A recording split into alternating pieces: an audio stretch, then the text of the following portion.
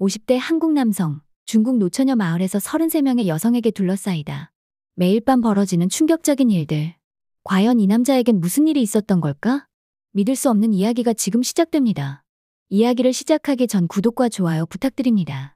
제 이름은 김진수, 올해로 53살이 됐습니다. 평생을 공장에서 기계 부품을 만드는 일을 하며 살아온 남자죠. 아침 7시에 출근해 밤 9시에 퇴근. 젊었을 땐 가족을 위해서라며 버텼지만 어느새 회사와 집만 오가는 기계 같은 인생이 되어버렸습니다. 아내는 5년 전 병으로 세상을 떠났습니다. 오래 병상에 누워있던 사람이라 언젠가는 올 거라 각오했지만 막상 눈을 감는 걸 보는데 가슴 깊숙한 곳이 텅 비는 기분이더군요. 아들은 서울로 대학을 가더니 취업하고선 연락도 뜸해졌습니다. 명절에도 카톡 한 줄. 아빠 바빠서 못 가요. 그때부터였던 것 같습니다. 집안은 적막했고 식탁엔 나 혼자. 주말마다 TV만 보며 시간을 때우고 밤이면 술 한 잔에 텅 빈 거실을 바라보며 스스로에게 물었습니다. 내가 지금 왜 사는 거지? 친구들은 하나둘 세상을 떠나고 가족도 직장도 인생의 의미도 모두 손가락 사이로 빠져나가는 느낌이었습니다. 퇴직이 2년 남았다는 말을 들었을 때 처음으로 이런 생각이 들더군요. 이렇게 살아서 뭐하나. 죽기 전에 딱 한 번이라도 미친 짓을 해보자. 그렇게 인터넷을 뒤적이던 중 한 장의 광고가 눈에 들어왔습니다. 여성만 사는 중국 산골 마을 남성 특별 초대. 처음엔 장난인 줄 알았습니다. 그런데 여행사 직원의 설명은 내 가슴을 미친 듯이 두드려댔습니다. 남자가 없는 마을이에요. 전통적으로 외부 남성을 초대해 대를 잇는 풍습이 있죠. 순간 나를 아무도 필요로 하지 않는 이 세상에서 어디선가 날 필요로 하는 곳이 있다니 가슴 깊은 곳에서 묘한 설렘이 피어올랐습니다. 어차피 이대로 평생 살아도 아무도 찾지 않을 테니까 그렇게 난 지금까지 한 번도 해보지 못한 미친 선택을 하게 된 겁니다. 비행기를 3번이나 갈아타고 버스로 6시간을 달렸습니다. 도로라고 부르기도 애매한 비포장길을 흙먼지 속에서 덜컹거리며 달리다 보니 창밖 풍경은 점점 문명과 멀어지고 있었습니다. 스마트폰은 이미 전파가 끊긴 지 오래. 길가엔 소와 염소, 그리고 낡은 흙벽집들만 드문드문 보였습니다. 기사 아저씨가 내게 손짓을 하더니 이름도 없는 작은 오솔길 앞에서 차를 세웠습니다. 여기요. 저 마을이에요. 내려서 주변을 둘러보니 푸른 산자락 아래 작은 마을이 숨어 있었습니다. 이름조차 지도에 없는 세상과 단절된 곳. 나는 짐가방을 들고 오솔길을 따라 천천히 걸었습니다. 흙길 양옆으론 낡은 초가지붕 집들이 옹기종기 모여 있었고 멀리선 여자아이들이 까르르 웃으며 뛰놀고 있었습니다. 그때였습니다. 어디선가 수십 명의 여성들이 하나둘 모습을 드러냈습니다. 다들 20대부터 40대까지의 여성들. 아직 생소한 전통 복장을 입고 검은 생머리를 길게 늘어뜨린 채 내게로 다가왔습니다. 그들의 눈빛은 이상할 만큼 따뜻하고 동시에 간절했죠. 마치 오랫동안 기다려온 사람이 나타난 것처럼 내 심장은 미친 듯이 뛰기 시작했습니다. 뭔가 정말 다른 세상에 온 기분. 그들 중 가장 나이가 있어 보이는 여인이 나를 보며 살짝 고개를 숙였습니다. 당신을 기다리고 있었습니다. 그 말 한마디에 나도 모르게 목이 메었습니다. 그동안 어디에서도 당신을 기다렸다는 말을 들어본 적이 없었으니까.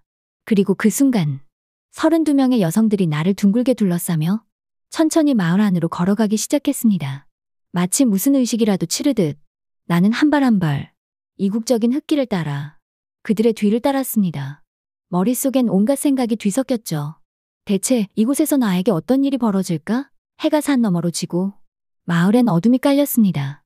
저녁 식사는 마을에서 키운 닭고기와 직접 기른 채소로 만든 소박한 음식이었지만 신기하게도 그 어떤 만찬보다 따뜻하고 맛있게 느껴졌습니다. 식사가 끝나자 마을 어른으로 보이는 여인이 내게 조용히 다가와 작은 술잔을 건넸습니다. 우리 마을의 전통이에요. 오늘 밤 당신은 이곳의 여인들과 함께 시간을 보내야 합니다. 순간 내 귀를 의심했습니다. 뭐라고요? 그러자 그녀는 살짝 미소를 머금으며 다시 말했습니다. 오해하지 마세요. 이곳에 남자가 없어서 대를 이을 사람이 필요해요. 당신을 마을의 귀한 손님이자 특별한 존재로 모셨으니 오늘 밤부터 우리 여인들과 함께 시간을 보내주시길 바랍니다. 주변을 둘러보니 이미 젊은 여인들이 하나둘 내 주변으로 다가와 있었습니다. 그들의 눈빛은 낯설면서도 어딘가 간절했고 오히려 나보다 더 떨리는 듯 보였습니다. 가슴이 쿵쿵 뛰기 시작했습니다. 평생 이런 상황은 TV나 영화에서나 볼 법한 일. 내가 그 주인공이 될 줄은 상상도 못했으니까. 그때 가장 젊고 아름다웠던 한 여인이 조용히 내 손을 잡았습니다. 작고 따뜻한 손길. 그녀의 얼굴은 부끄러움과 기대, 그리고 묘한 설렘으로 붉게 물들어 있었습니다. 제 이름은 리칭이에요. 오늘 밤 제 차례랍니다. 숨이 막힐 듯한 순간 나는 말없이 그녀의 손을 꼭 잡았습니다. 주변에선 다른 여인들이 노래를 부르며 촛불을 밝혔습니다. 마치 오래전부터 내려오던 전통 의식처럼 나는 리칭과 함께 조용히 흙집 안으로 들어섰습니다. 방 안엔 은은한 초의 불빛, 그리고 향긋한 풀잎 향이 퍼져 있었습니다. 그녀는 조용히 내게 말했다. 당신은 이제 우리 마을의 사람이에요. 절대 외롭지 않을 거예요. 그 순간 나는 그동안 느껴보지 못했던 묘한 감정에 휩싸였습니다. 외로움, 설렘, 그리고 살고 싶다는 욕망. 그렇게 첫날 밤은 시작되었습니다. 첫날 밤이 지나고 다음날 아침, 햇살이 창문 사이로 비추자 낯선 침대 위에서 눈을 떴습니다. 옆엔 리칭이 조용히 잠든 얼굴, 그녀의 잔잔한 숨소리에 전날 밤의 기억이 스쳐 지나갔습니다. 꿈이었나? 하지만 아니었습니다. 밖에 나가보니 마을 사람들 모두가 환한 얼굴로 나를 맞이했으니까요.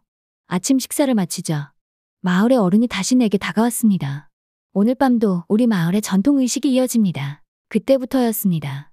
매일 밤 해가 지고 어둠이 마을을 덮으면 내가 묵는 집 앞엔 여인들이 한 명씩 혹은 두 명씩 찾아왔습니다.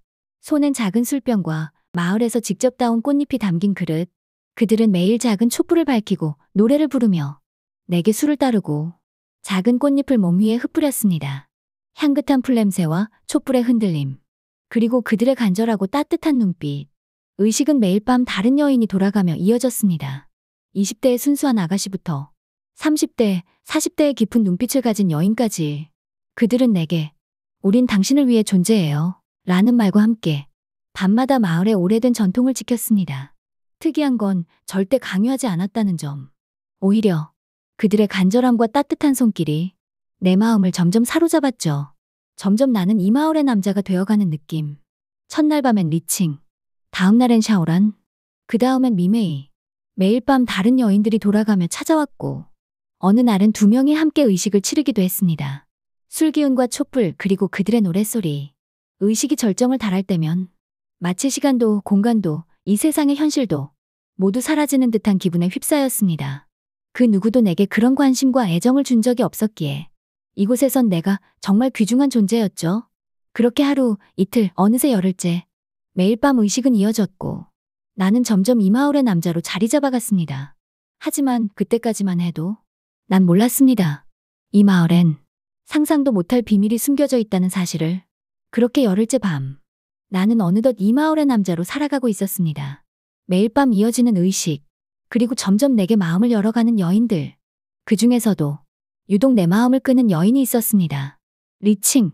처음 밤을 함께했던 그녀는 다른 여인들과 달리 항상 나를 멀리서 지켜보기만 했습니다.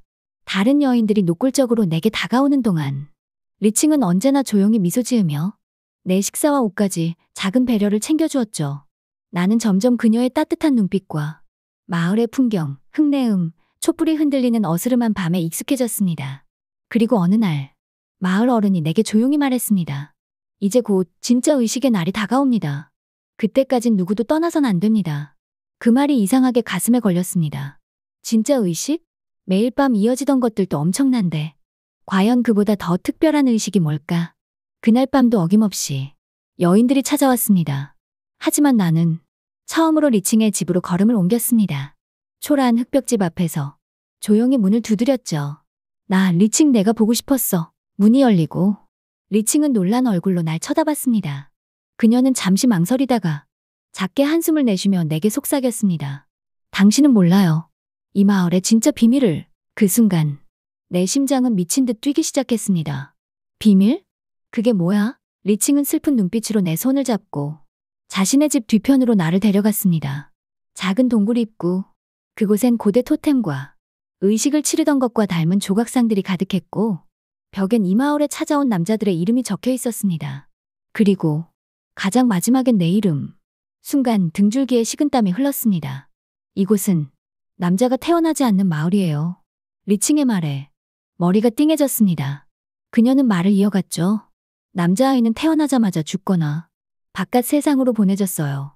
그래서 마을을 지키기 위해 외부에서 남자를 데려와 대를 이어야만 해요.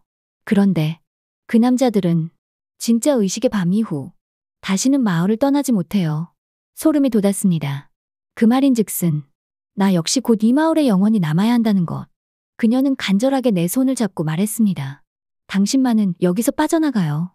지금이 아니면 늦어요.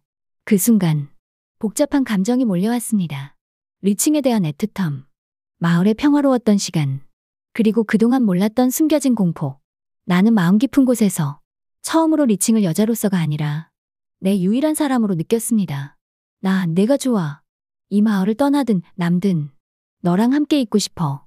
리칭의 눈엔 눈물이 맺혔습니다. 그럼 진짜 의식의 밤 전에 반드시 함께 도망쳐요. 우리 둘만이라도. 그날 이후 나는 매일 밤 여인들과 의식을 치르면서도 마음 한켠엔 리칭의 말이 계속 맴돌았습니다. 진짜 의식의 밤 전에 반드시 떠나요. 하지만 쉽게 결정을 내릴 수 없었죠. 이미 이 마을과 이 사람들과 묘한 정이 들어버린 데다 무엇보다 리칭과 함께하는 시간이 점점 더 소중해졌으니까요. 밤이면 마을에 여인들이 찾아왔지만 나는 점점 그녀들보다 리칭을 원하게 됐습니다. 낮에는 함께 산책을 하고 작은 연못가에 앉아 꽃을 꺾으며 조용한 동굴 뒤편에서 서로 기대어 잠들기도 했죠. 리칭 역시 내게 마음을 열었습니다. 그녀는 말했습니다. 당신이 떠나면 난 이곳에서 살아도 사는 게 아니야. 그 말에 나는 어느새 그녀에게 단순한 욕망 이상의 감정이 생긴 걸 깨달았습니다. 내가 있으면 난 어디든 좋아. 하지만 내가 여기서 불행하다면 나도 여기 있을 이유가 없어.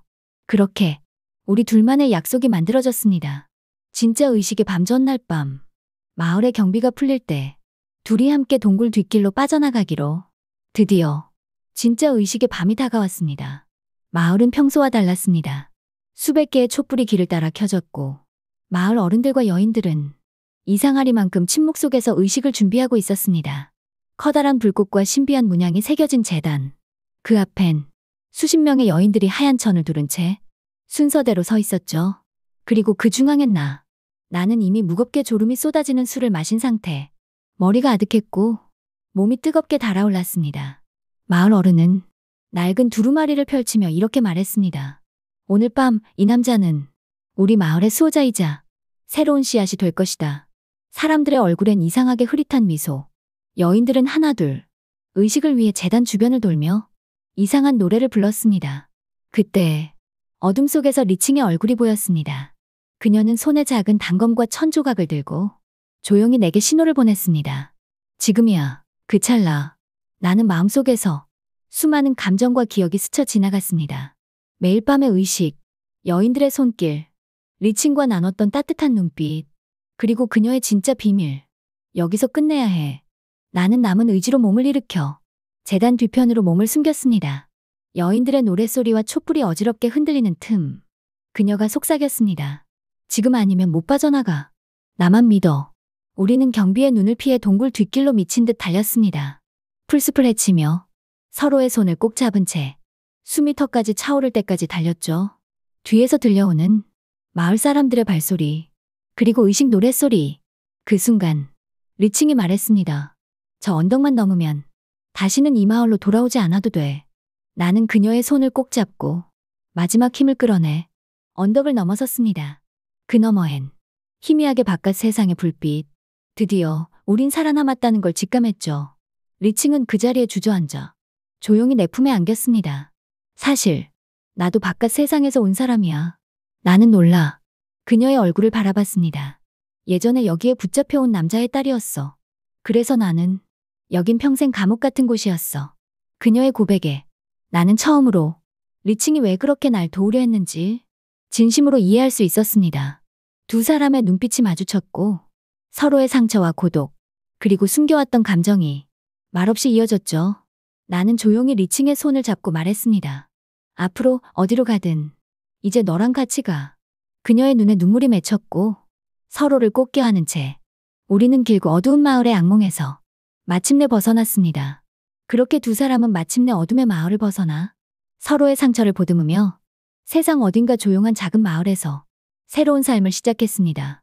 비록 과거는 아물지 않는 흉터로 남았지만 서로를 만났기에 앞으로의 시간은 행복으로 채워질 테니까요. 오늘도 어딘가에선 기묘한 전설과 사랑이 숨쉬고 있을지 모릅니다. 구독과 좋아요 부탁드리고 다음 이야기에서 또 만나요.